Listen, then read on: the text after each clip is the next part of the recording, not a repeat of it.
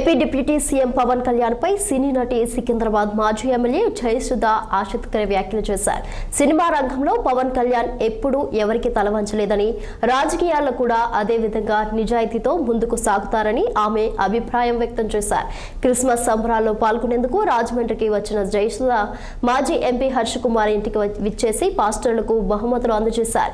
ఈ సందర్భంగా ఆమె ఈ వ్యాఖ్యలు చేశారు. పవన్ కళ్యాణ్ డిప్యూటీ సీఎం స్థాయికి ఎదగడానికి కారణం ఆయన సిన్సియారిటీ, నిబద్ధత, కష్టపడి పనిచేసే స్వభావమేనని ఆమె వెల్లడించారు.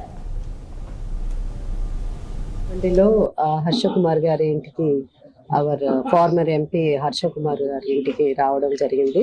హర్ష కుమార్ గారు నాకు చాలా ఏళ్ల నుంచి పరిచయం. నేను ఎమ్మెల్యేగా సికింద్రాబాద్ ఎమ్మెల్యేగా ఉన్నప్పటి నుంచి అంతకు ముందు కూడా మా కజిన్స్ వాళ్ళ ద్వారా ఆయన నాకు పరిచయం. సో కొత్తగా పొలిటికల్గా పరిచయం కన్నా ఒక ఫ్యామిలీ పరంగా ఆయన నాకు ఎక్కువ పరిచయం.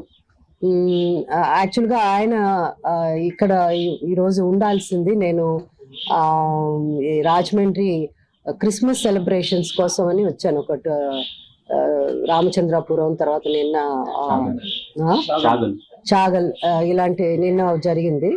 సో అలాగే ఆయన్ని కూడా వచ్చి క్రిస్మస్ సందర్భంగా ఆయన్ని విజిట్ చేద్దాం, కలుద్దాం, అందరినీ కలుద్దాం అని వచ్చాను.